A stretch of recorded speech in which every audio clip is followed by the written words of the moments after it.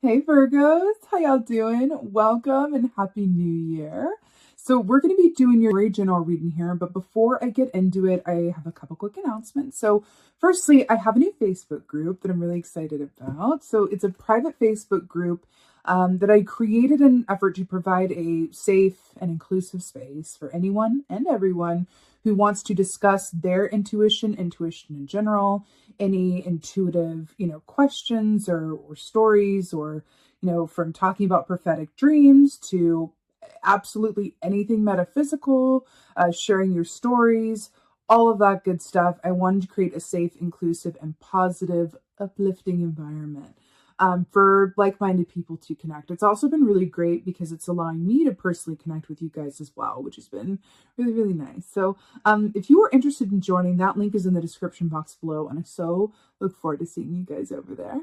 And secondly, every new year I do a Celtic cross tarot reading for myself, and I find that it provides a beautiful point of focus for me to go into the new year. And so I want to offer that to you guys as well. So what this reading is, it's a special where it's a Celtic cross. It'll be a picture of your spread along with a description and interpretation of the themes that are going to be coming up for you in the year 22. So if you were interested in booking that, unfortunately there's not that many left. They've kind of been going. So if you are interested in booking that, again, that link's in the description box below.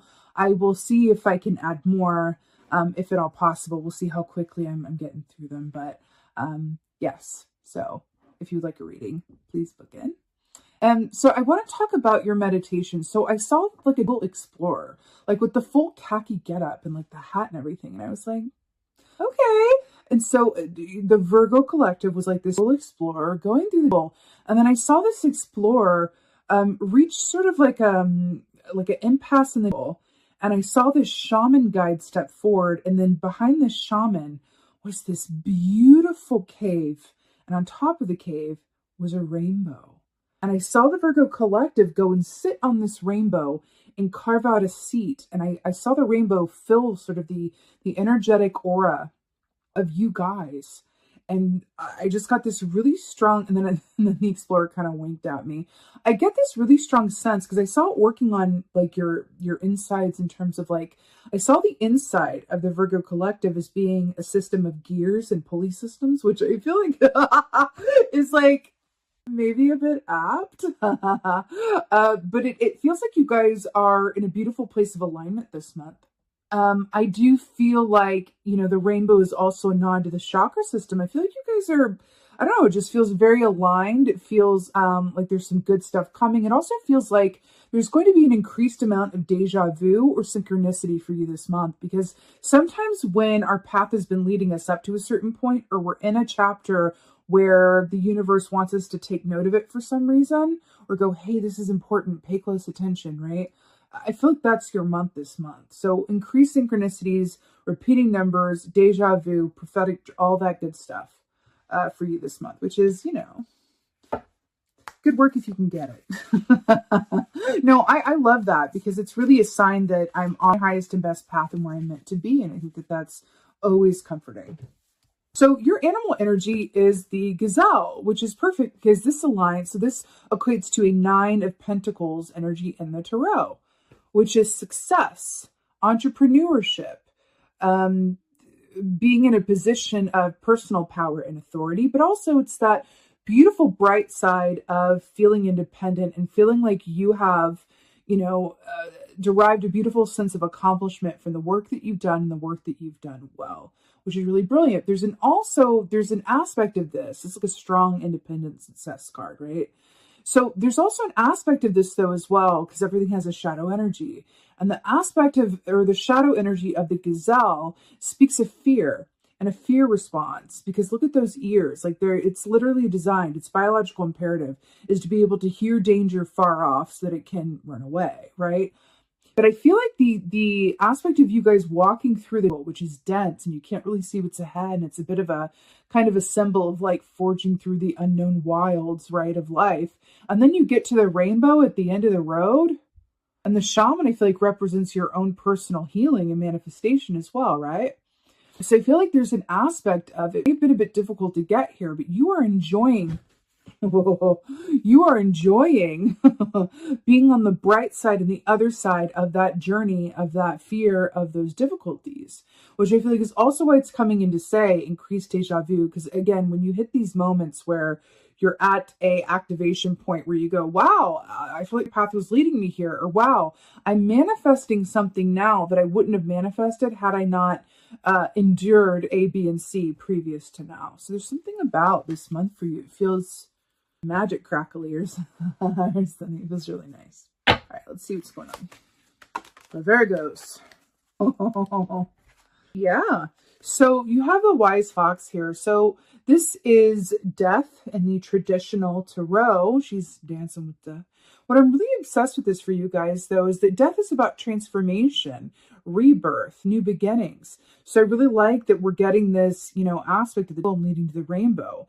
I also am really drawn to the fact that, well, first of all, she's dancing with the skeleton. So again, I feel like this is a way of remarking upon the fact that you're going to have a beautiful sense of perspective and understanding around where you've been and why you needed to go through or be placed where you were in order to reach where you are now. It's like that sense of aha, oh, I get it now. I get it now, right? It's a beautiful, strong, profound sense of understanding, right? And then you can dance with those skeletons in the closet, okay.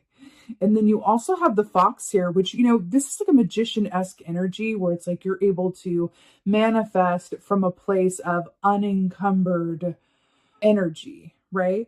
So it's really beautiful here.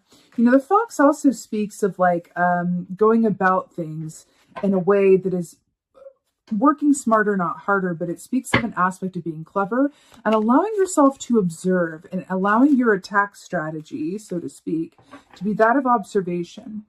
And I feel like there's something in that for you. I feel like observation is going to be a magic word for you as well this month, maybe even the year. Oh, Dreamer of Wands. Okay, so this is the Page of Wands, right? So this is a really beautiful energy. This speaks of, again, you have two energies that talk about a newness, which is really cool.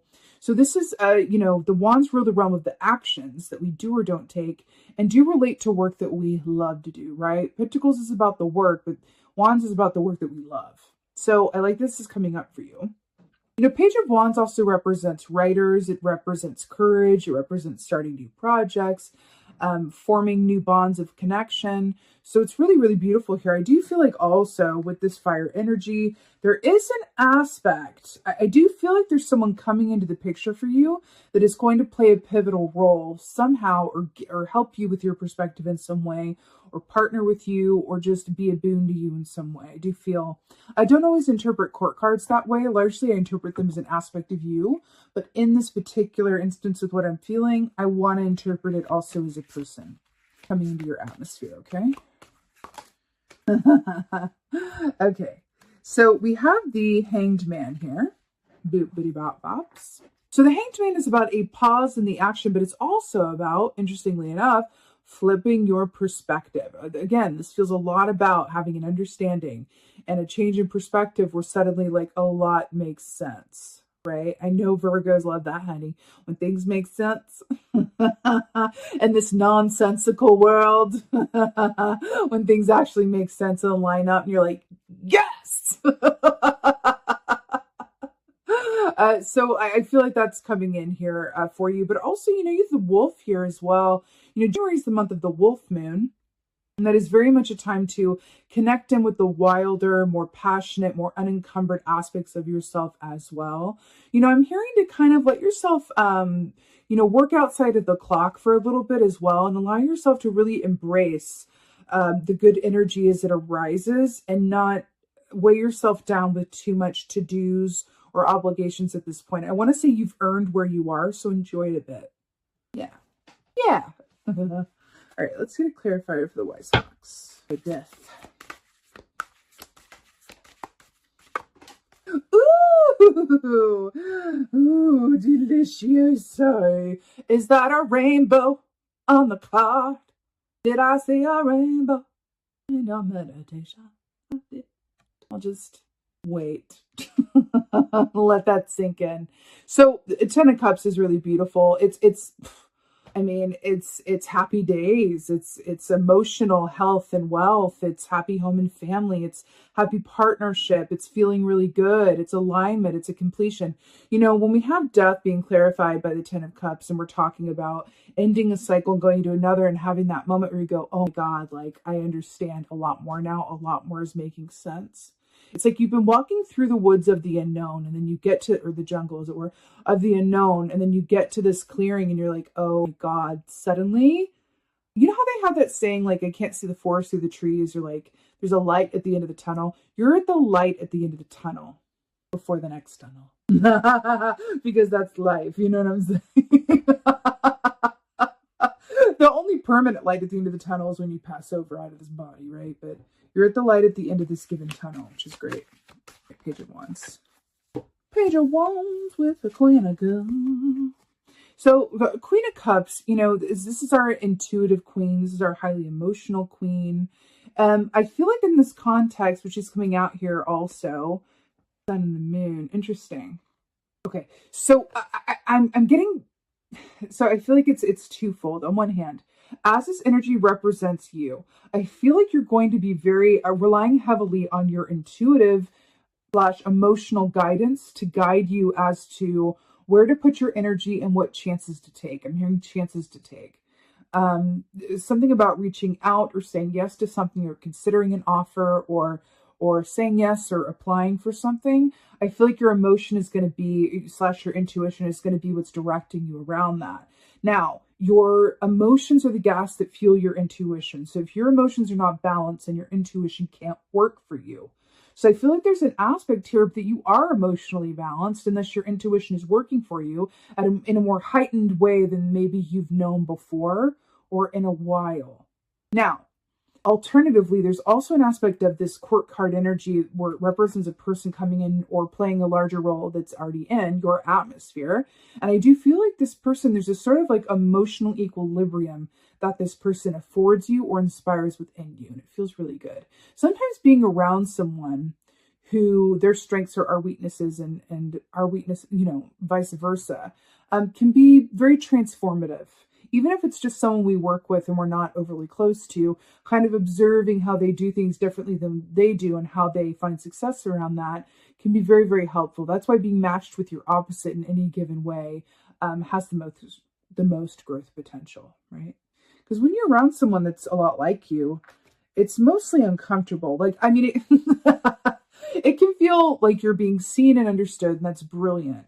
But there's also like a lot of like, God, we're really liking these ways, and that's rubbing up against my comfort zone, and I really just like, oh, like it's really about the opposites. It really, really is. It really, really is. Okay, Hanged Man. In terms of growth potential, I mean.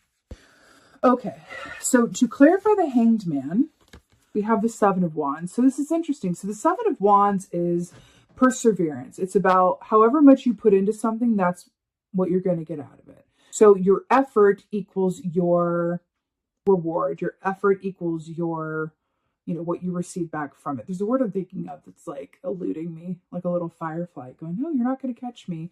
But I think you know what I mean. Your input equals your output. Anyway, so largely the Seven of Wands is also about understanding that your challenges are surmountable, right? But here's what I'm getting. With the Hanged Man, I feel like you're being advised that if something seems like it's going to require like more effort than feels good for you, then perhaps that's a sign that it's not worth your effort at that time. It really is an aspect of like, sometimes we say yes to things without thinking about it first or from a place of obligation. And then although we have this nagging feeling that maybe it's not the best thing to do, but our ego comes in and goes, I can handle it. Or yeah, I should do that. And then it turns out to be a bigger headache than it's worth. Anything that is stalled or paused or something for you this month, anything that seems or it's not moving forward as quickly as you would have thought or would like, don't push it. That's a sign that it's not worth your effort, and kind of let it be. Really ask yourself, is what I'm putting into it what I'm going to get out of it? And if not, reassess. But ultimately, you are in such a beautiful position to be able to do so, because you also, when you reach the rainbow, when you reach a given point on your path, when you're at that light at the end of the given tunnel, you absolutely deserve to enjoy it as well. To sit on that rainbow and really enjoy the view. So do that as well, because you've earned it. You deserve it. And the next tunnel will appear, so enjoy it. Enjoy it while it's there. Okay, let's get Oracle for you guys. Yeah, okay. So we have the hungry ghosts here. So this says obsessions, scarcity consciousness, attachment. Obsessions, scarcity consciousness, attachment. So, you know, this is that voice inside of our head that comes from our ego state that goes, I have to push harder, I have to do more, or else I will literally starve to death and die. And the world will end if I don't do this. You know, I feel like the message here with y'all is sometimes, oh, how do I word this? Sometimes it can be very difficult, not only to accept our good fortune, but to believe that things can come to us easily and from a place of flow. Sometimes we really are in a place where we've gone through a lot to get to that point. Everything has an action and a reaction. So if you've been like having trouble, you know, in the tunnel, and you're finally at the light for this point in time, it can be very human to keep focused on the tunnel or keep waiting for the next tunnel to appear and really forget to enjoy exactly where you are. By the way, being where you are, that doesn't mean that you have everything that you want, everything's exactly aligned. But if you are feeling good, if you are feeling like, you know, you're at this point where you can really just enjoy the view, don't ruin it by being overly human about it and letting those fears of, but what's coming next? But what's going to be this? But what if I don't do this? To kind of ruin the good moment or the good experience that you are. It's about acknowledging how far you've come and patting yourself on the back for that. And I feel like if you are unable to do that, or if that's a challenge for you, then maybe that's something you learned in your formative childhood years, or maybe it's something that it's like the thief of joy. Brene Brown says something about this, but I can't quote it directly, but she talks about in the moment when we have joy, the potential for joy, or the moment that we achieve something, almost immediately in that same moment, we have the thought, but what if I lose it? Like, oh my God, I got this promotion. I've really been working for it. And I'm so happy about this. Oh my God, what if I don't live up to their expectations? What if I lose the promotion? What if I start spending this new money, but then I get fired or I get demoted because I didn't live up to their expectations and I have to get the money back, or I have to do that. Do you see how we do that as human? Oh God, I'm so happy I manifested this new relationship. I'm so in love. I'm so happy. What if they're not who I think they are? What if all goes terribly wrong? So I feel like that's what this is saying for you. Virgo, stay in the light. You deserved it. You earned it. It is not too good to be true. Don't think yourself out of the good feeling. Okay. All right. Virgo, with that being said, that was your very general reading. I so hope that it helped and resonated. If so, would you please let me know in the comments below? Please holler at me. Please let me know how you doing. Also, if you could like this video, if you could press that like button, whatever it is, share this video as well and subscribe. I would really, really appreciate that. Tap that bell for notification buttons. Doing all of that good stuff for me allows me to come back with you guys more regularly with similar content. I would really like to be able to do that. So really appreciate it. And with that being said, just thank you. Thank you so much for being here. And most of all, and as always, thank you for being you. And be well. Until next time.